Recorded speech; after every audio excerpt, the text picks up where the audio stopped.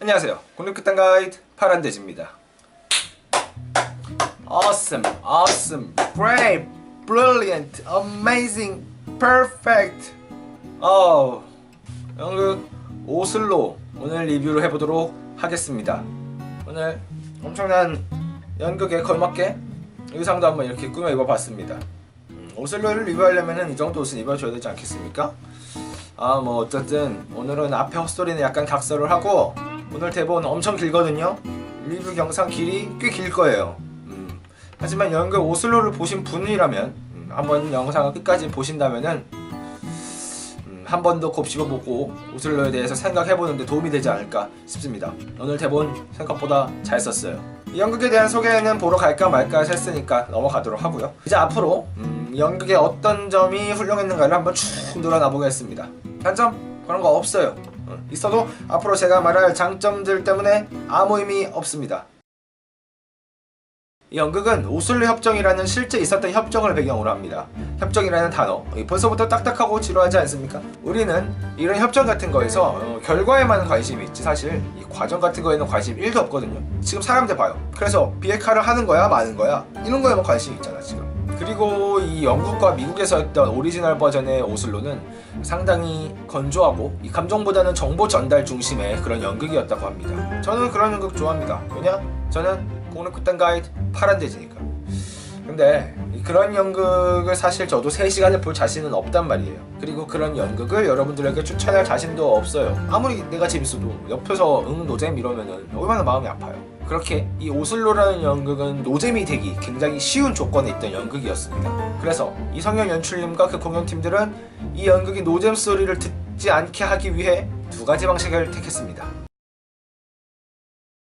오슬로 연극을 보신 분들은 아실 겁니다. 라르센과 모나가 이 협정에서 선택한 방법이 이 조직과 조직이 만나는 포괄주의 방식이 아니라 개인과 개인이 만나는 점진주의 방식을 선택했다는 거예요. 이 연극의 재미의 비밀은 바로 이 점진주의 방식에 있습니다. 이 점진주의 방식이요, 무대 위의 협정에서만 이루어지는 것뿐만이 아니라 관객과 무대 사이에서도 이루어집니다. 자, 우리가 오슬로의 무대에서 보게 되는 것은 사실 이스라엘과 팔레스타인의 지루한 협정이 아닙니다.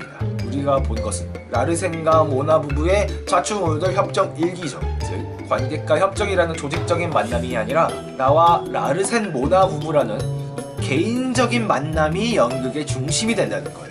그게 바로 이 연극의 재미의 포인트입니다. 이 연극은 관객과 라르센과 모나 부부라는 개인적인 만남에서 시작해서 점진적으로 확장을 해 나갑니다. 라르센과 모나 부부로 시작을 해서 화끈한 남자 아흐메드 쿠리에와 바보같이 착하고 똑똑한 교수 야이르 허스펠트, 이 사람들과 이제 개인적인 관계를 쌓아가고요. 그 다음으로는 하산과 론 푼다, 또 그렇게 개인적인 관계를 쌓은 다음 정말 어렵게 점진적으로 또 유리 사비르, 이 사람도 굉장히 매력적이죠.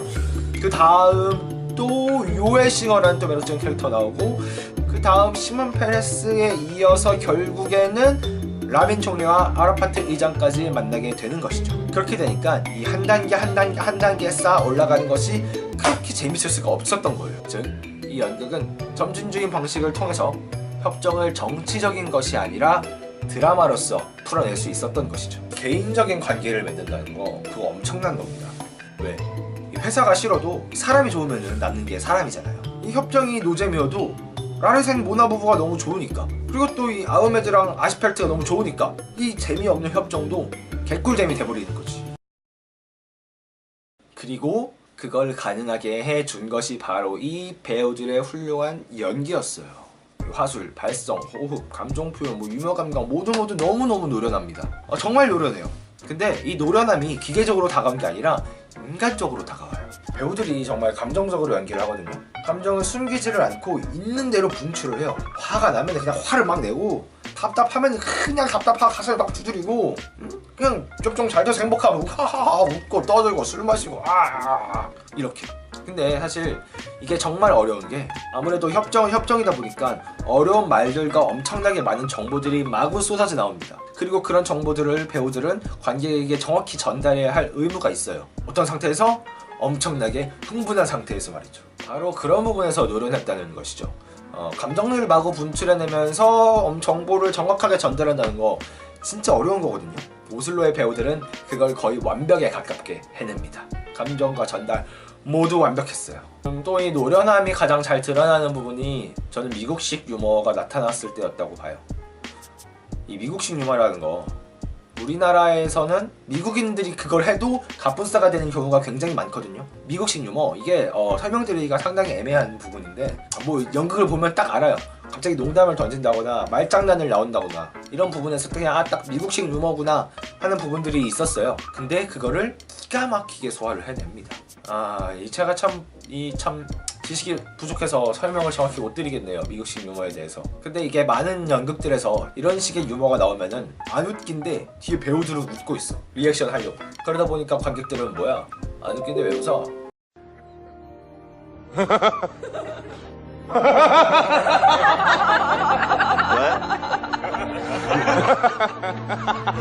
갑분싸되는 경우가 많았거든요, 지금까지.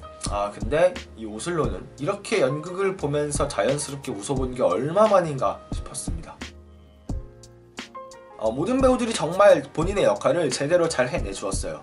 정말 다들 잘 하셨습니다. 하지만 딱 이 세 배우만큼은 꼭 언급을 하고 넘어가고 싶어요. 제가 이게 언급할 세 배우만 잘하신 게 아닙니다, 다시 말하지만. 모두 정말 최고였어요. 하지만 그 와중에 절 사랑에 빠지게 한 배우 세 분을 고른 겁니다. 첫째, 전미도 배우님. 어느 누가 이 무대 위에 모나와 사랑에 빠지지 않을 수 있을까요?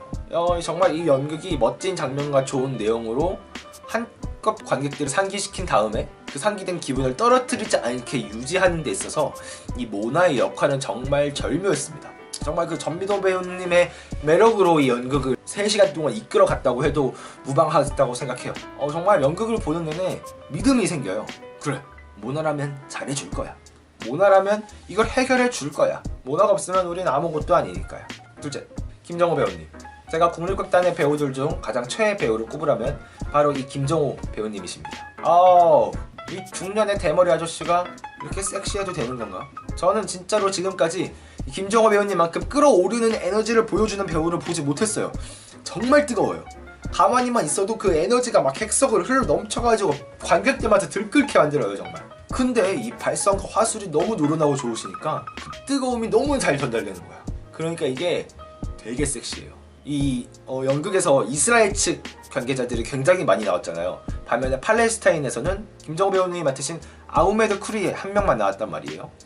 그럼에도 불구하고 이 두 양국의 밸런스가 맞을 수 있었던 거는 정말 이 김정호 배우님의 뜨거움 때문이었다고 봐요. 그냥 막 3대1로 싸워도 그냥 지지가 않는 거야. 워낙에 뜨거우니까. 섹시.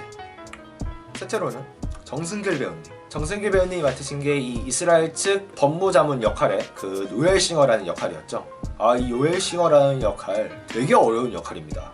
이 1시간 반짜리 1부가 끝나고 15분 쉰 다음에 시작하는 2부의 시작을 하면서 나오는 그런 새로운 인물이죠. 이게 어떤 의미를 가지냐면요, 이 오슬로가 아무리 재밌어도 1시간 반 동안 관객들은 굉장히 지쳐있어요. 그리고 이제 15분 착 쉬고 화장실 15분 동안 화장실 가가지고 오줌 싸고 이렇게 와가지고 힘들다. 자, 또 무슨 내용이 지난주나. 자, 협정 도대체 얼마나 하는 거야. 자, 보자. 또 1시간 동안 또 어떻게 진행되나 보자. 그리고 탁 앉아, 관객들이. 그러면서 장막이 착 열리고 정승길 배우님이 착 해서 대사를 팍 뱉는데 정신 번쩍 차려져. 야, 이거 쉽지 않겠구나. 정말 만만치 않은 작자가 나타났다. 이 협정 호락호락하지 않겠다. 정신 똑바로 차리자. 이렇게요. 그런 카리스마를 너무 멋있게 잘 보여줬어요. 진짜 그냥 멋집니다. 자칫하면 이 요엘싱어라는 역할이 밉상이 될 수 있는 캐릭터였거든요.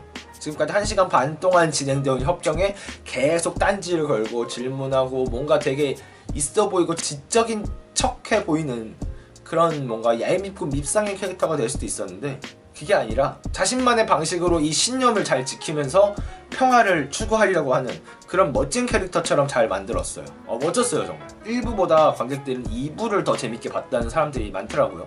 그럴 수 있었던 데 가장 중요한 역할을 해준 게 바로 정승길 배우님의 연기라고 생각합니다. 연극 오슬로는 진짜 재밌었기에 망정이지 사실 굉장히 어려울 수 있는 연극이었습니다. 이 협정이라는 소재상 이스라엘 측과 팔레스타인 측의 말들이 오갈 때 쌓이는 정보량이 어마어마하게 많기 때문이죠. 즉, 이 연극은 말과 정보로 가득 차 있습니다. 그래서 무대는 전략적으로 비움을 택합니다. 그리고 동시에 신속함을 택하죠. 모든 채울 수 있는 3면이 하얀 벽, 그리고 최소한의 조명, 최소한의 음향, 그리고 그냥 깔끔한 양복 의상 하나. 이 아무것도 없는 무대는 말과 정보로 가득 채울 준비를 하고 있습니다. 그리고 배우들이 움직이면서 신속하게 바뀌는 무대는 그렇게 채워진 말들을 다시 싹 비우고 다시 새로운 말들로 채울 준비를 하는 거죠. 이렇게 무대가 만드는 템포감이 너무 좋았어요. 결국 이런 요소들로 이 오슬로라는 연극은 서사가 주는 재미에 거의 모든 것을 갖추었다고 생각합니다. 그리고 그런 서사가 담아내야 할 메시지도 아주 세련되고 멋지게 잘 담아내줬어요. 재미도 있는데 보람까지 넘치는 거지. 재밌는 이야기란 어떤 것이고 그런 재밌는 이야기를 어떻게 들려줘야 하고 그 이야기 내에서 어떻게 메시지를 전달해야 할지를 아주 잘 보여주는 연극이었습니다. 만약에 내년에 재공연을 한다면은 여러분들이 2019년에 보셔야 할 연극은 단 하나입니다. 오슬로. 국립극단이 조시고와 이후로 또 하나의 최고의 연극을 하나 만들어냈네요. 조시고와가 재공연까지 해서 총 3연을 했거든요. 그렇게 봤을 때 이 오슬로도 내년에 재공연 각입니다. 아니 꼭 하셔야 합니다. 국립극단 관계자분들 보고 계시다면 내년에 꼭 오슬로 재공연 하셔야 합니다. 이 연극은 진짜 더 많은 사람들이 봐야 돼요. 정말 많은 재미를 줄 수 있고 정말 많은 메시지를 줄 수 있는 연극입니다. 연극을 처음 봤든 수십 번을 봤든 모두에게 만족을 줄 수 있는 연극이었어요.